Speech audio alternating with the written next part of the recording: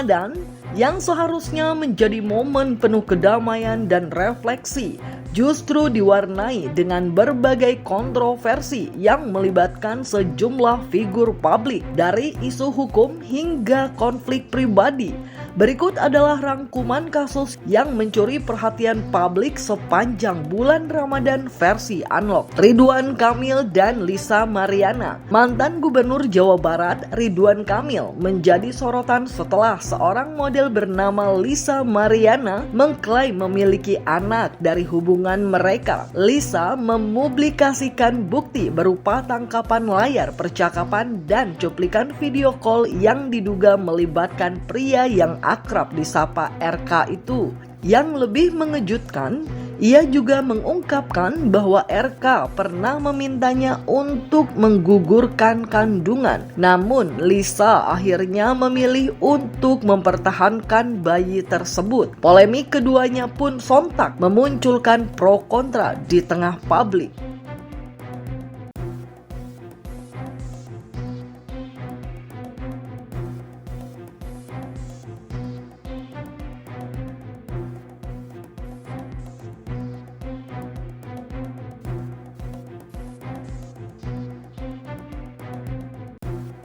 Dengan adanya isu ini berkembang, sudah ada nih saya melihat orang-orang yang mengambil satu keuntungan, entah itu benar apa tidak benar. Kayak contohnya Lisa menyampaikan kepada saya ada orang yang mengatasnamakan dari pihak Bapak RK menawarkan sejumlah uang, ya, jumlah uangnya cukup fantastis gitu loh. Namun demikian di situ dia minta supaya Lisa itu menemui teman-teman media dan menyatakan bahwa dia itu halusinasi. Ya, di situ disampaikan di percakapan tersebut yang diberikan langsung oleh Lisa kepada saya bahwa orang tersebut mengaku suruhan dari Bapak RK. Kami ini prihatin ya, sangat prihatin dengan apa yang terjadi kepada khususnya kedua belah pihak. Makanya di sini kami ingin menghimbau sebaiknya para pihak itu duduk bersama, silahkan tunjukkan alat bukti atau data, ya, supaya tidak menjadi bola liar atau menjadi fitnah, menjadi bulan-bulanan orang-orang yang tidak bertanggung jawab. Tentunya mungkin ada yang suka, ada yang tidak suka, ada yang nggak suka sama Pak RK, ada yang nggak suka mungkin sama Lisa, jadi kacau gitu loh. Tak tinggal diam, Ridwan Kamil pun akhirnya angkat bicara terkait isu hubungan gelap dengan Lisa Mariana. Ia memang mengakui pernah bertemu dengan Lisa satu kali, tetapi dengan tegas membantah tuduhan memiliki anak. RK juga menjelaskan bahwa permasalahan dengan Lisa sebenarnya telah selesai 4 tahun lalu. Ia bahkan menyebut tuduhan tersebut sebagai fitnah bermotif tertentu. Karena itulah RK berencana menggandeng tim hukum guna menyelesaikan masalah secara tuntas.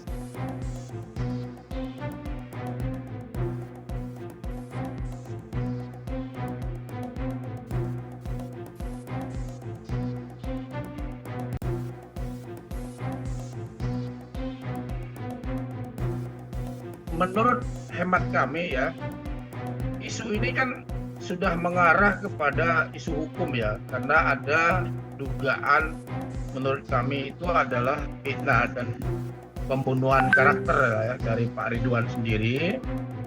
Nah tentunya Pak Ridwan Kamil menyerahkan kepada kami selaku tim hukum untuk memberi respon yang diperlukan terhadap isu-isu yang muncul di media sosial tersebut. Ada 3 hal, Mas Ferdi dan teman-teman, yang menjadi stressing point kami dari apa yang disampaikan di media sosial tersebut. Pertama, Mas Ferdi, terkait dengan pernyataan viral. Ini kan udah viral nih ya Mas Ferdi ya. Ada perempuan berinisial LM lah ya, yang mengaku di dalam media sosial tersebut memiliki anak dari Pak Ridwan Kamil.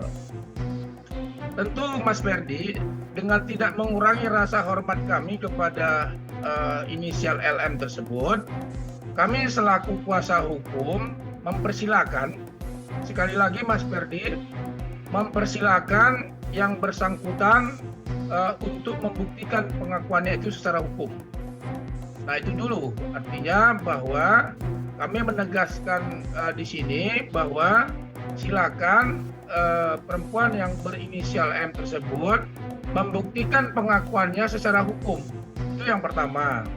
Yang kedua, Mas Ferdi dan teman-teman, pengakuan yang tidak berdasar dan tidak dapat dibuktikan kebenarannya, tentu ini di mata hukum ya, di kacamata hukum ini mengarah kepada fitnah dan pencemaran nama baik, pembunuhan karakter assassination, yang tentunya ada konsekuensi yang logis, ada implikasi hukum, ada dampak hukum yang terjadi terkait dengan pengakuan yang tidak berdasar tersebut.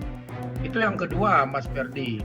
Yang ketiga, permasalahan ini, informasi yang kami peroleh dari klarifikasi dari Pak Ridwan, yang memang Pak Ridwan Kamil sudah mengklarifikasi sebelumnya di media sosial dan di Instagram beliau. Beliau menyampaikan bahwa ini permasalahan sudah selesai 4 tahun yang lalu, dan yang bersangkutan itu LM sudah menyatakan permintaan maaf kepada keluarganya Pak Ridwan Kamil. Di sisi lain, Sunan Kalijaga yang kabarnya telah diminta sebagai kuasa hukum Lisa Mariana mengungkapkan bahwa pihaknya telah mengantongi sejumlah bukti kuat. Dalam unggahan di media sosial, Sunan bahkan menyatakan kesiapan Lisa untuk melakukan tes DNA guna membuktikan klaim bahwa anak yang dilahirkan adalah darah daging sosok yang selama ini disangkakan. Saya betul-betul dari awal mengupayakan bagaimana bisa ada satu titik pertemuan dan solusi yang terbaik. Karena jujur, Lisa berkali-kali kemarin seharian termasuk sampai per hari ini menyampaikan kepada saya, dia sangat siap kalau ditantang untuk tes DNA. Sangat siap. Gitu. Nah, maka kita kan secara logika berpikir, nah ini berarti Lisa nggak main-main kan gitu. Kode Blue. Setelah Nikita Mirzani dengan kasus 4 miliarnya, dunia digital kembali diguncang dengan kasus dugaan penyalahgunaan pengaruh yang melibatkan vlogger terkenal Kode Blue dan toko kue ternama Claremont. Tuduhan pemerasan terhadap Kode Blue terus disangkal, sementara Claremont tetap teguh membawa permasalahan ke jalur hukum. Baru-baru ini, kedua belah pihak pun bertemu untuk melakukan restoratif justice. Secara mengejutkan, dampak kerugian material yang dialami oleh Claremont ditaksir mencapai 5 miliar rupiah. Saya hadir di sini karena diundang ya, untuk pertemuan untuk perdamaian. Hasilnya mungkin Ibu hasil mediasinya seperti apa? Ya, hasil mediasinya ya kita berawal dengan baik-baik ya. Kode juga sudah mengakui kesalahan ya, dan sudah menyampaikan permohonan maaf ya, dan kami hanya menyampaikan bahwa kami sudah terima permohonan maafnya, namun kami mengalami kerugian.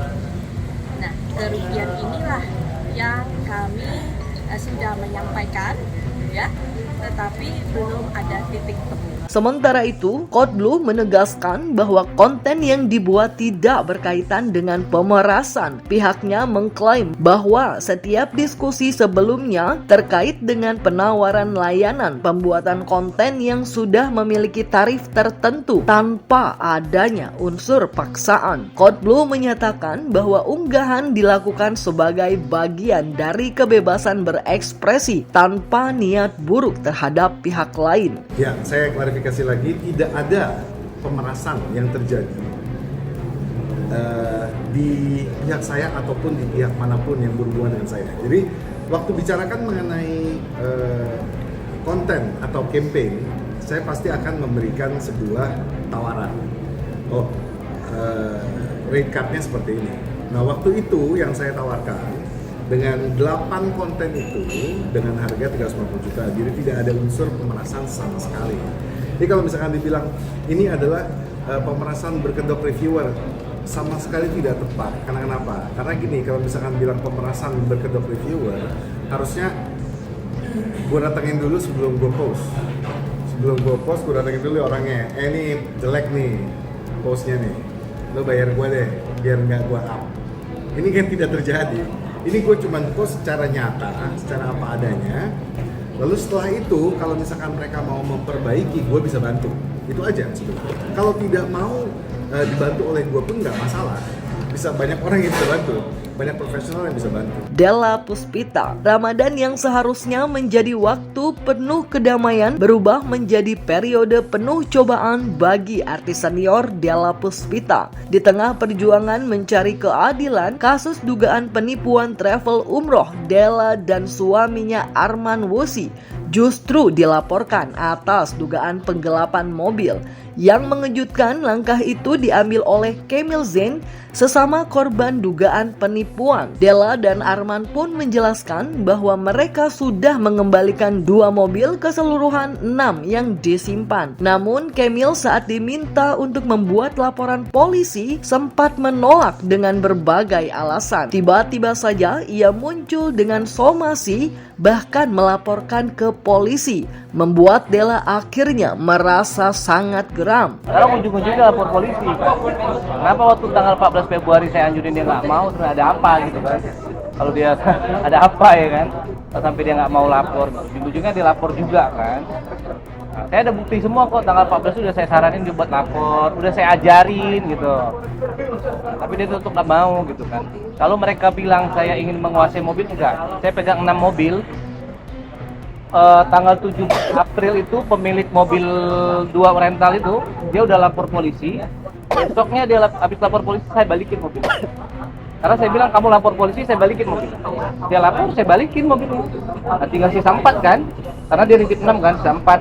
Nah, saya tunggu nih 4 orang lapor polisi. Pada kenyataan mereka nggak ada, ya udah gitu loh. Kenapa nggak mau lapor polisi? Itu yang membuat saya bingung gitu loh. Ya kalau kita ngasih mobil ntar muncul lagi Kemil 1, Kemil 2, Kemil 3. Siapa yang bertanggung jawab? Emang elu Kemil? Lu nggak usah kurang ajar sama gua ya.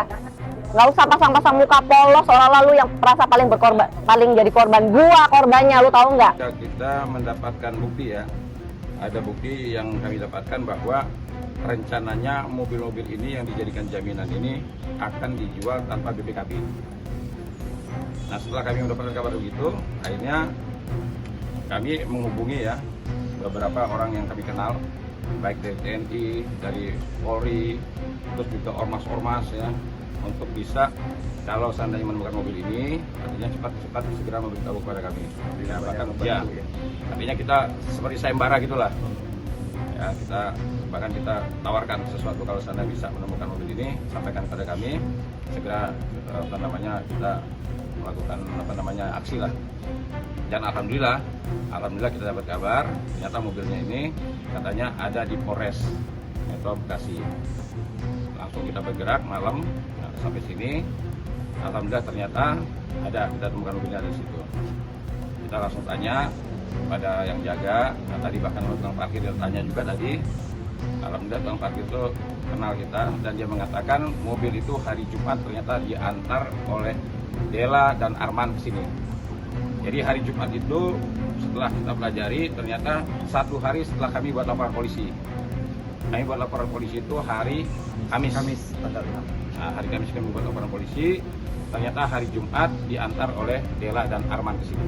Karena mobil ini bukan mobil sengketa, ya.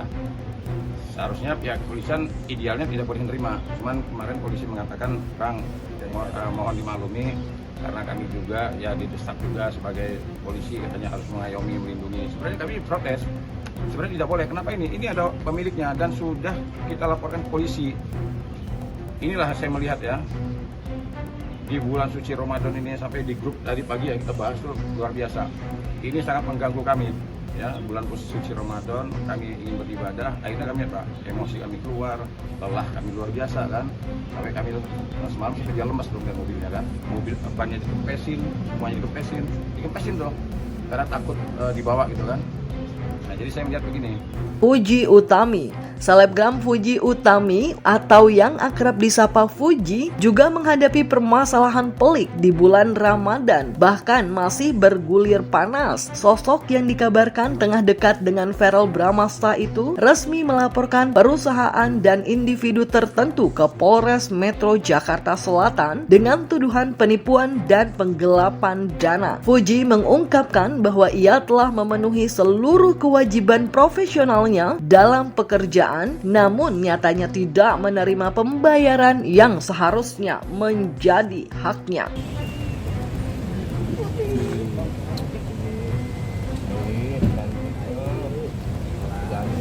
Sore Fuji. Iya. Majuan lagi bang, masuk dulu ya. Jangan sedikit aja. Ini udah. Ada apa belum bang? Ngapain sih kedatangannya? Turun yang sana. Ini aku mau bikin laporan aja sih, paling itu aja. Laporannya sendiri terkait apa nih kamu mungkin? Nanti. Yang penting sekarang data, bukti, terus beberapa informasi udah kita bawa. Jadi sambil kita pelajari bersama, baru kita nanti buat laporan. Mungkin menunggu ya. Sedikit laporannya ini terkait sama masyarakat atau emang selebriti juga sih mungkin yang dilaporin. Nah, kemarin kan udah pernah dijelasin bahwa ini adalah tempat kerja, rekan kerja, gitu aja. Ada kewajiban yang belum diselesaikan. Tadi setelah kita diskusi, kita berkonsultasi. Aman ya, Bang? Hari ini resmi kita telah turun laporan terhadap perusahaan, ada juga perorangan, tapi semuanya masih dalam proses lidik ya. Jadi kami belum berani menyampaikan karena masih dalam proses lidik. Mungkin untuk lebih jelasnya bisa ditanyakan ke pihak kepolisian. Terus untuk terkait kerugiannya juga bisa ditanyakan ke pihak kepolisian. Kemudian yang lainnya mungkin dalam jangka waktu dekat kita akan menyiapkan saksi bila mana sudah ada panggilan, juga bukti-bukti yang akan kita lampirkan. Sementara itu aja dulu. Terduganya berarti 2 orang? Satu orang atau perusahaan ya bang? Atau satu orang dan perusahaan? Intinya adalah badan usaha. Nah nanti yang bertanggung jawab di situ siapanya nanti mungkin akan lebih jelas pada saat sudah ada panggilan ke pihak terlapor. Pasalnya sendiri bang? Pasalnya 372, 378 penipuan dan penggelapan yang dilakukan oleh yang kita laporkan. Tapi untuk nilainya mungkin teman-teman bisa menanyakan ke pihak kepolisian atau melalui humas.